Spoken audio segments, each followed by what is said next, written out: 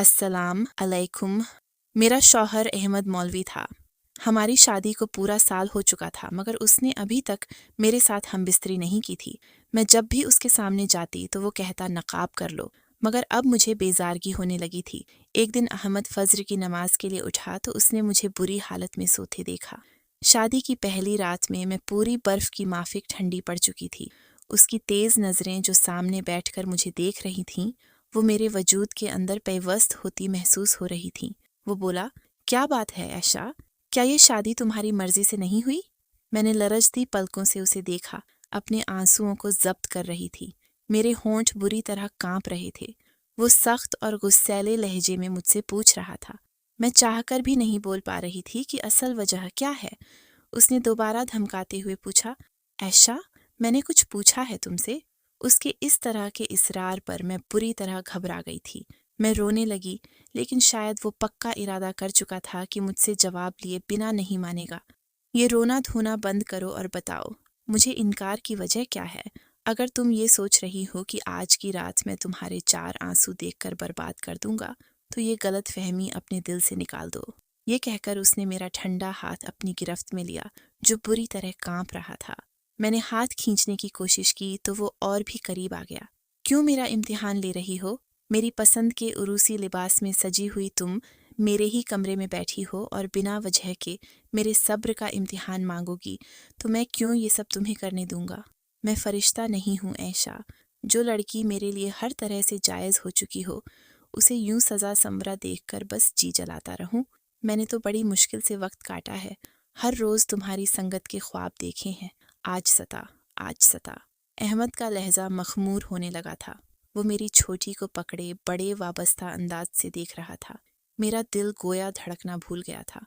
जितना वो बेताब नजर आ रहा था, उसे रोकना मेरे लिए मुश्किल इम्तिहान बनता जा रहा था। लेकिन मैं मजबूर थी। जो राज मेरी माँ ने मुझे बताया था, अगर वो राज अहमद को पता चल जाता तो वो मेरी जान ले लेता या मुझे तलाक दे देता। अहमद ने जेब से रूमाल का तोहफा निकाला। सोने की चैन थी, जिसे पहनाते हुए उसकी उंगलियां बेखुदी से मेरे गले पर सफर करने लगीं। एक करंट सा मेरे पूरे वजूद में लगा। मैंने झट से उसका हाथ पीछे हटाया और खुद भी पीछे हट गई। मैंने कहा, प्लीज़ मेरी बात समझने की कोशिश करो अहमद, मुझे बस 1 महीने का वक्त दे दो। मैंने सवालिया लहजे में कहा, वजह बताओ, वरना मैं ज़बरदस्ती भी तुमसे अपना हक वसूल कर लूँगा तो कोई मुझसे सवाल नहीं करेगा। वो शायद ठान चुके थे कि मेरी बात नहीं मानेंगे, लेकिन उनकी कुर्बत मेरे लिए नई आजमाइश लाने वाली थी, जो मैं जानती थी लेकिन रोक नहीं सकती थी।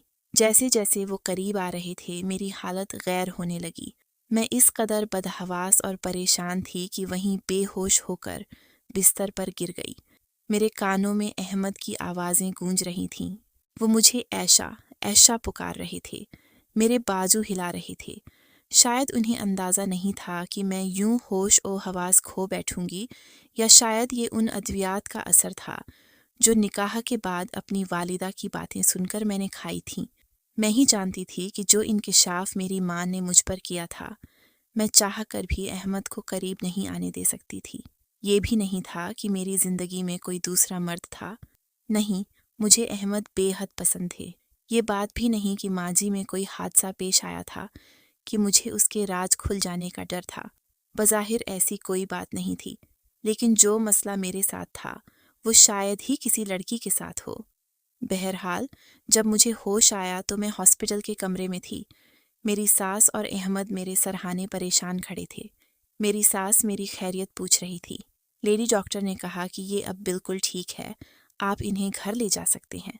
कुछ ही देर में मैं घर आ गई। मेरी सास ने मुझे आराम का मशवरा देकर कमरे में छोड़कर चली गई। मैं बिस्तर पर लेट गई।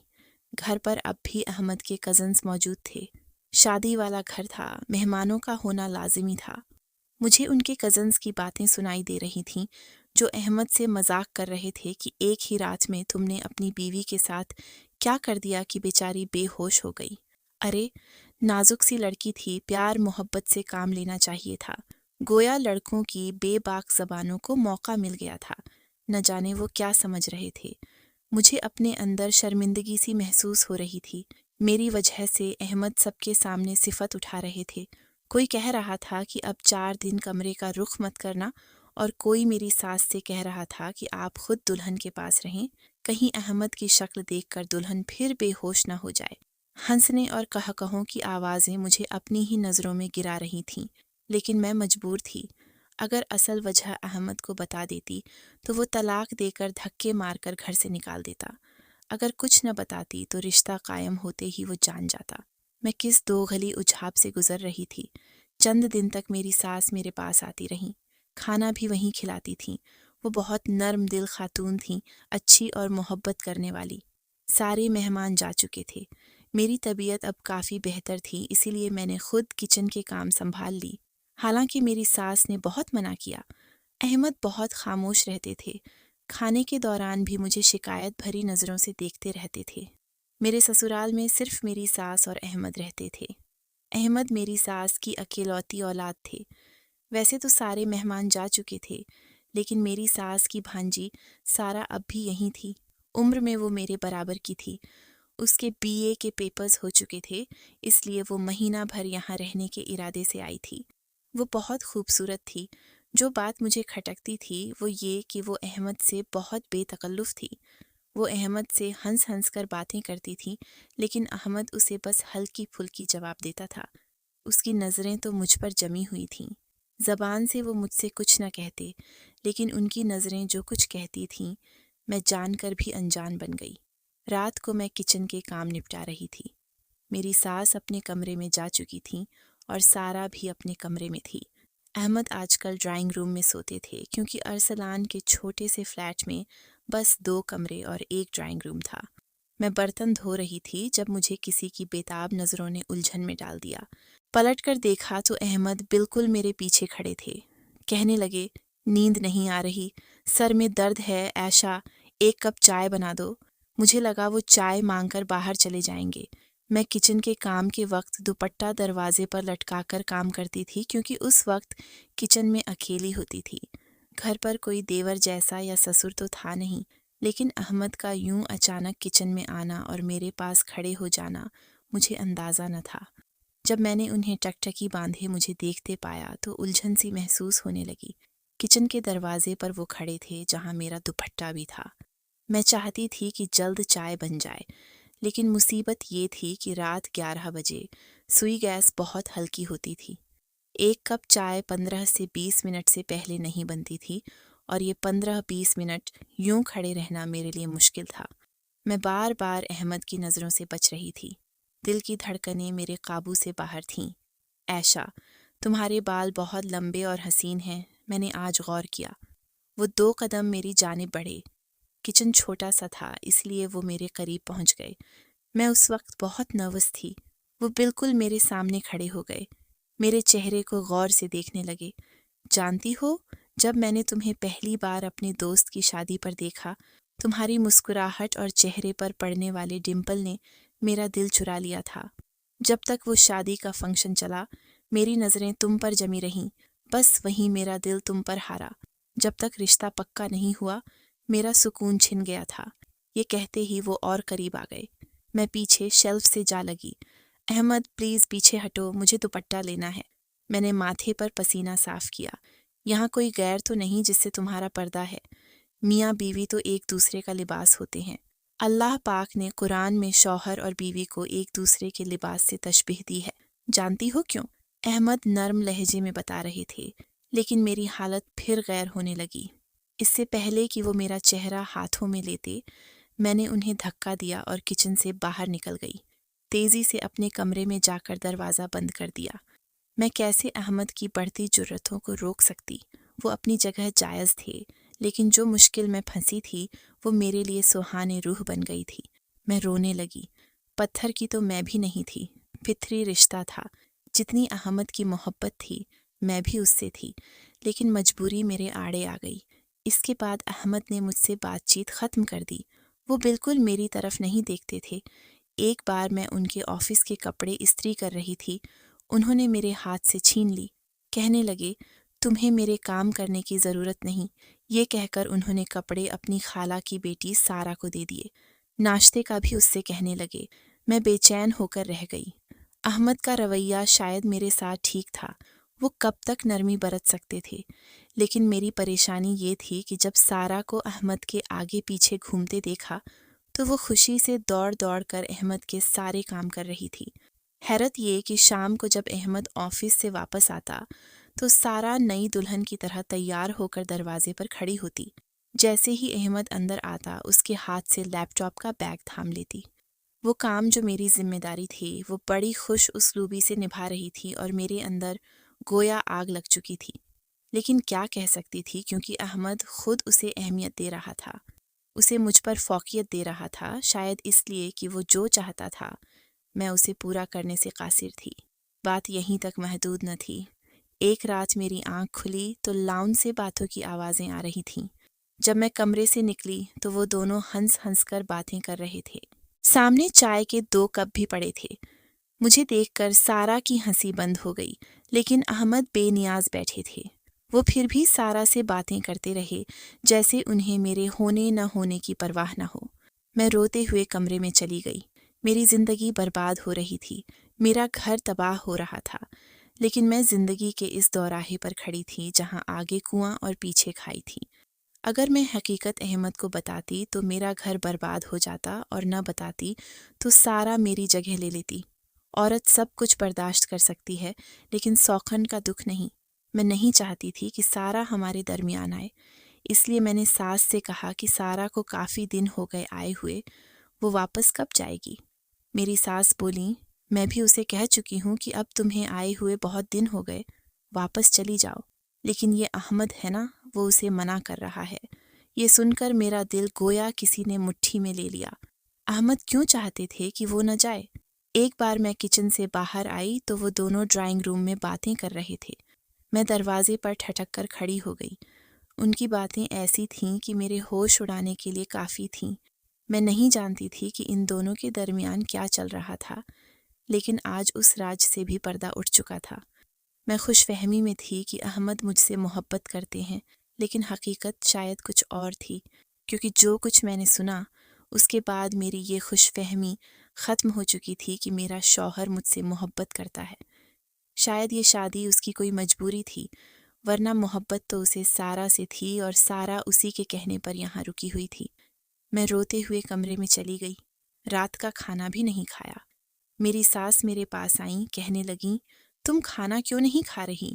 میں نے سر درد کا بہانہ بنا دیا۔ آدھی رات رو رو کر گزار دی۔ رات 2 بجے لاؤنج سے سرگوشیوں کی آوازیں آئیں۔ میں کمرے سے نکلی تو ڈرائنگ روم کا دروازہ بند تھا۔ کھڑکی سے دیکھا تو میرے ہوش اڑ گئے۔ احمد سارا کی باہوں میں تھا۔ اچانک میری آنکھ کھل گئی۔ میں پسینے سے شرابور تھی۔ شکر ہے کہ یہ ایک خواب تھا۔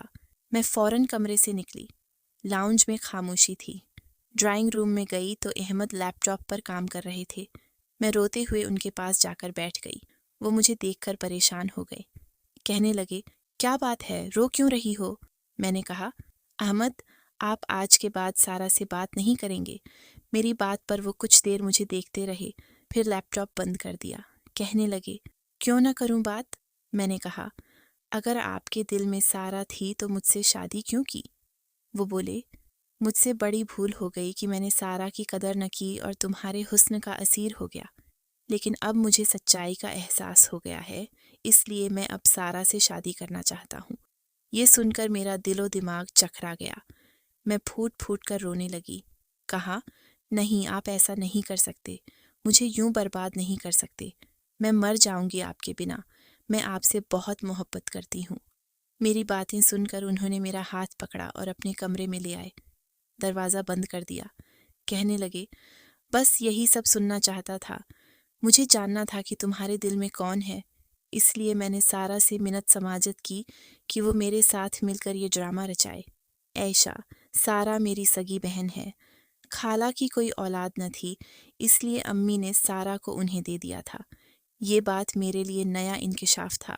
پھر بولے، تمہاری دوری نے مجھے بے حد پریشان کیا تھا، مجھے لگا تم شاید کسی اور سے محبت کرتی ہو، اسی لیے مجھ سے دور رہنے کے بہانے ڈھونڈتی ہوئی، اسی لیے میں نے سارا کے ساتھ مل کر یہ ڈرامہ رچایا تھا۔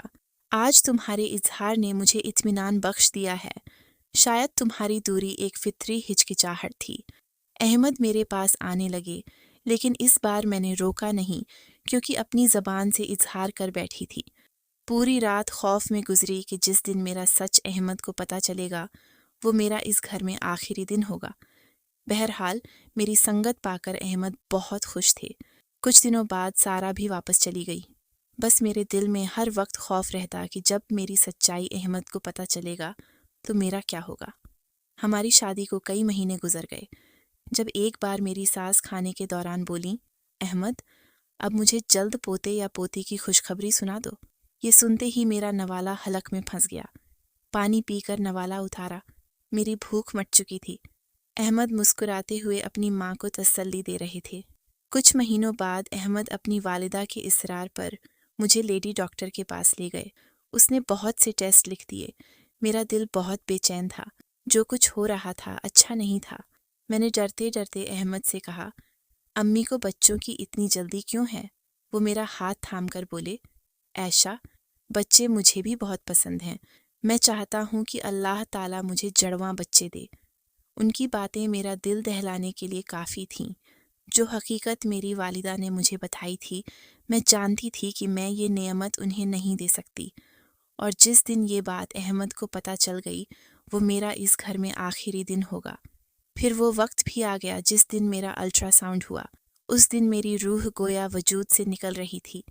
ڈاکٹر بار بار کبھی میرے چہرے کی طرف دیکھتی، کبھی الٹرا ساؤنڈ کی اسکرین کی طرف۔ میری جان قطرہ قطرہ نکل رہی تھی۔ آنکھوں سے آنسو جاری ہو گئے۔ میں نے ڈاکٹر سے منت کی کہ وہ احمد کو کچھ نہ بتائے، لیکن وہ بولیں، ہمیں یہ حکم نہیں۔ اگر میں نہ بتاؤں گی تو کوئی اور الٹرا ساؤنڈ والا بتا دے گا۔ یہ بات زیادہ دیر چھپی نہیں رہ سکتی۔ بہتر ہے کہ آپ خود اپنے شوہر کو سچ بتا دیں۔ میں ان سے منت کرتی رہی کہ میرا گھر ٹوٹ جائے گا، لیکن شاید میری قسمت خراب تھی۔ رپٹ احمد تک پہنچ گئی۔ لیڈی ڈاکٹر نے رپٹ دیکھ کر مجھے حیرت سے دیکھا۔ میرا سچ احمد کو پتہ چل چکا تھا۔ احمد کے بدلتے تاثرات اور رنگت میری جان نکال رہی تھی۔ گھر جاتے ہی میری ساس احمد سے رپٹ کے بارے میں پوچھنے لگیں۔ وہ بولے، ڈاکٹر نے ابھی کچھ نہیں بتایا۔ میں اپنے کمرے میں چلی گئی۔ اس وقت میری بدحواسی عروج پر تھی۔ میری جان نکلی ہوئی تھی۔ احمد نہ جانے کمرے میں آ کر مجھے کیا سزا سنانے والے تھے۔ جب احمد کمرے میں آئے تو ان کی آنکھیں لال سرخ تھیں۔ میرا دل گویا دھڑکنا بھول گیا تھا۔ آنسو مسلسل بہہ رہے تھے۔ وہ میرے پاس بیٹھ گئے۔ کچھ دیر خاموشی سے مجھے دیکھتے رہے۔ زبان سے کچھ نہ کہا، لیکن نظروں سے گویا سب کچھ کہہ رہے تھے کہ اتنی بڑی بات مجھ سے کیوں چھپائی۔ میں بس آنسو بہاتی رہی، خود کو تقدیر کے حوالے کر دیا۔ احمد بولے، بس ایک بات بتاؤ عائشہ، کیا تم یہ بات پہلے سے جانتی تھیں؟ میں نے نفی میں سر ہلایا۔ کہا، میری امی نے مجھے شادی کی رات نکاح کے بعد یہ بات بتائی تھی۔ یہی وجہ تھی کہ میں آپ کو قریب آنے سے روکتی تھی تاکہ آپ یہ سچ جان کر مجھے طلاق نہ دے دیں۔ یہ کہہ کر میں رونے لگی۔ وہ بولے، تم نے اچھا نہیں کیا عائشہ، تم جانتی تھیں کہ میں اکیلوتا ہوں۔ میری ماں کو میری اولاد چاہیے۔ تمہاری امی اگر سچ سے واقف تھیں تو انہوں نے ہمیں انجان رکھ کر غلط کیا۔ یہ کہہ کر احمد کمرے سے نکل گئے۔ پوری رات وہ کمرے میں نہ آئے۔ میری والدہ نے مجھے شادی کی رات روتے ہوئے بتایا تھا کہ میں بانجھ ہوں، کبھی ماں نہیں بن سکتی۔ پھر کہا تھا کہ جتنا ہو سکے احمد سے دور رہو، کیونکہ اگر وہ تم سے تعلقات قائم کرے گا تو بچے کا مانگ کرے گا، اور علاج کے لیے جب ڈاکٹر کے پاس لے جائے گا تو یہ حقیقت اس پر آشکار ہو جائے گی۔ اور آج وہ سب ہو چکا تھا۔ میں پھوٹ پھوٹ کر روتی رہی، لیکن وہ ایک بار بھی میرے آنسو پونچھنے نہ آیا۔ صبح تک میں سمجھ چکی تھی کہ وہ مجھے کیا فیصلہ دینے والا ہے۔ جب صبح کمرے سے نکلی تو احمد آفس جا چکا تھا۔ پورا دن میرا بے چینی سے گزرا۔ جب وہ گھر واپس آیا تو اس کے چہرے پر اداسی چھائی تھی۔ اس نے رپٹ پکڑی ہوئی تھی اور ساس کے سامنے رکھ دی۔ میری جان گویا نکل گئی، لیکن پھر معلوم ہوا کہ میری ساس بالکل ان پڑھ ہیں۔ انہوں نے کہا، احمد، مجھے کیا پتا اس میں کیا لکھا ہے، بتاؤ۔ احمد بولا، میں آپ کو کبھی وارث نہیں دے سکتا امی، کیونکہ میرے اندر ایسے جراثیم نہیں کہ مجھے اولاد ہو سکے۔ یہ کہہ کر وہ رونے لگا، اپنی ماں کے گلے لگ گیا۔ کہنے لگا، امی میں بانجھ ہوں، خدا کے لیے مجھ سے دوبارہ اولاد کا نہ کہیں، میں آپ کو سب کچھ دے سکتا ہوں سوائے اولاد کے۔ یہ سن کر میرا رنگ پھک پڑ گیا۔ احمد نے ہر بات خود پر لے لی تھی اور مجھے ہر ذمہ داری سے بری کر دیا تھا۔ میری ساس بھی روتی جا رہی تھیں اور میں ہکا بکا اپنے شوہر کو دیکھ رہی تھی۔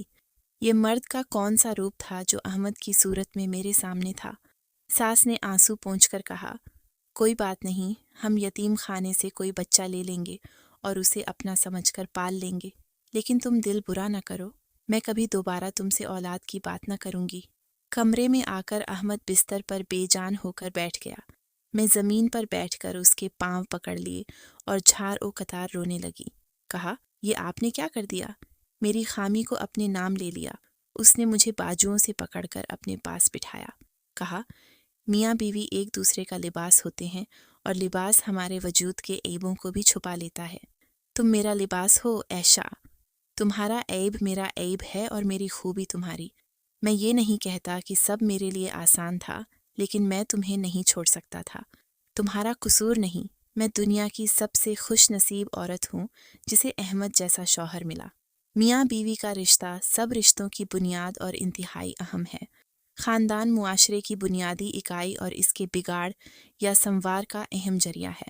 یہاں حقوق و فرائض کی بات نہیں ہو رہی، بلکہ اس رشتے کو مضبوط بنانے والے عوامل زیر بحث ہیں۔